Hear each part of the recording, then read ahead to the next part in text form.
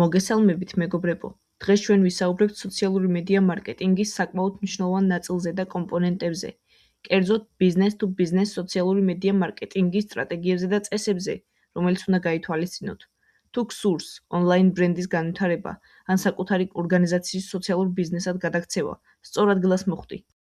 ეს ვიდეო განკუთვნილია მათთვის, ვინც ახლა იწყებს business-to-business სოციალური მედია მარკეტინგის შესწავლას. ვისწავლით ძირითად სტრატეგიებს, წესებს, სანდოობის შექმნას და კომუნიკაციის სწორ ფორმებს.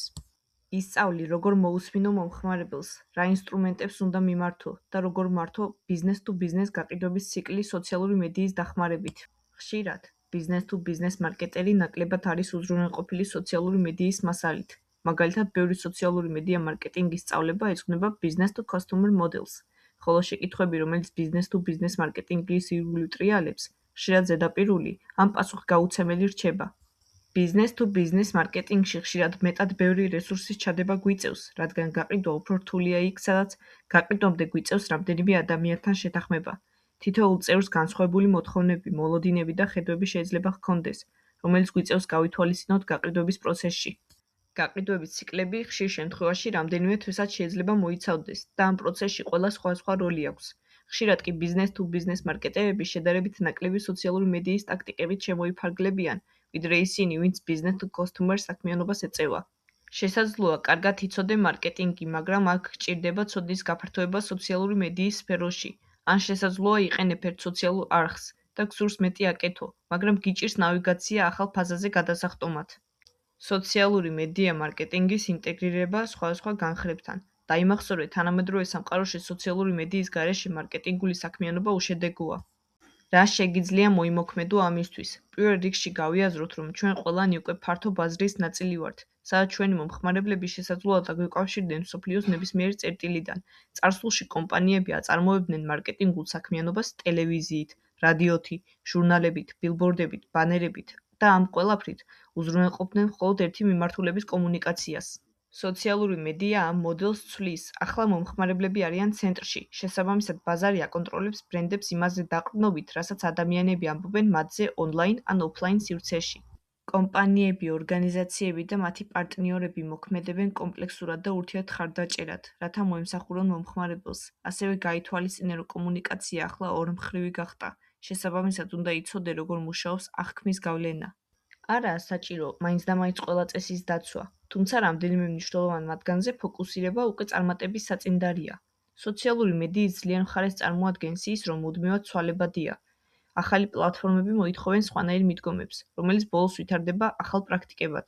გაითვალისწინე, თუ გსურს მართლაც ერკვეოდი ამ ტაქტიკებში, არ უნდა შეწყვიტო მცდელობა და საქმიანობა ამ სფეროში.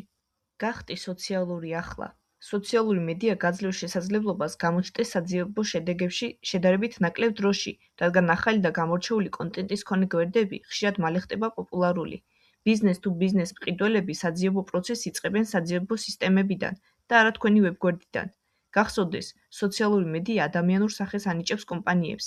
ის აჩვენებს იმ პირებს, რომლებიც მონაწილეობენ სერვისისა თუ პროდუქტის შექმნაში და გაყიდვაში. business-to-business მარკეტინგში თქვენ ყიდით მომხმარებლებთან, მაგრამ ამას აკეთებთ სხვადასხვა როლში. მომხმარებელს სჭირდება ინფორმაცია მათი როლის მიხედვით და სადაც ისინი იმყოფებიან გაყიდვების ციკლში. ეს მოწოდებული ინფორმაცია კი შეიძლება იყოს მრავალფეროვანი. მაგალითად, თავდაპირველად პრობლემის წარმოჩენა და ბიზნეს საქმიანობის შეფასება, ასევე ზოგადი ინფორმაცია პროდუქტზე ან სერვისზე. შესაძლოა დაგჭირდეს ბედნიერი მომხმარებლის მაგალითების წარმოჩენა, წარმატებული кейსები, დადებითი შეფასებები კომენტარების ველში და ასე შემდეგ. ასევე, განასხვავე ბაზრის ზომა უშუალოდ business-to-business მარკეტინგისთვის და შეაფასე, რომელ სოციალურ მედია პლატფორმას აქვს მეტი წარმატების მაჩვენებელი business-to-customer შემთხვევაში და business-to-business-ისადმი. დაიწყეთ თქვენი აუდიტორიიდან. სოციალური მედია მარკეტინგში ხშირად შეცდომით ვიწყებთ რაიმე ინსტრუმენტებით ან ტაქტიკებით, ადამიანის ან სტრატეგიის ნაცვლად. საჭიროა იცოდე, სად იყრის თავს შენი აუდიტორია, კომუნიკაციის დასაწყებად გამოიკვლიე საკუთარი კლიენტები და მოусმინე მათ სხვადასხვა არხებზე. მაქსიმალურად გაამახვილე ყურადღება, რომ მუშაობ იმ პრობლემის გადაჭრაზე, რომელიც აუდიტორიას აინტერესებს.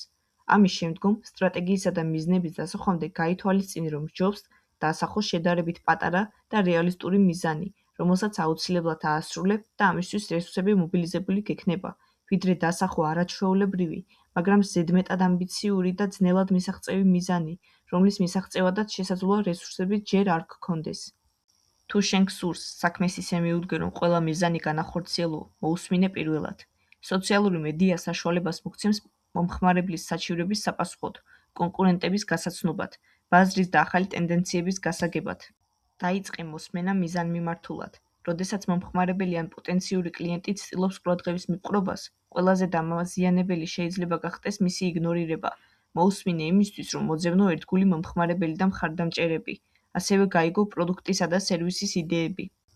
ამ ფაზაში ასევე არ დაგავიწყდეს ბლოგების მოსმენა, რაც საშუალებას მოგცემს ჩაერთო აუდიტორიასთან და გაზარდო გავლენა, როგორც ექსპერტმა. მოусმინე კონკურენტებსაც, რადგან მათი აუდიტორიაც მნიშვნელოვანია და ბოლოს მიჰყევი ანალიტიკოსებსა და გავლენიანი პირების რჩევებს და გაიგე, რას ამბობენ ისინი. ამ საკითხზე უფრო საფუძვლიანად შემდეგ ვიდეოებშიც ვიმსჯელეთ და რაც შეეხება უშუალოდ მოსმენის ინსტრუმენტების გაცნობასა და შესწავლას, გავამყევით მთავარ გვერდზე და იხილეთ ჩემი გაზიარებული დამატებითი დეტალური ინფორმაცია. ამჟამად არ დაგავიწყდეთ არხის გამოწერა, ვიდეოს მოწონება და შეფასების დატოვება კომენტარების ველში. აბა დროებით!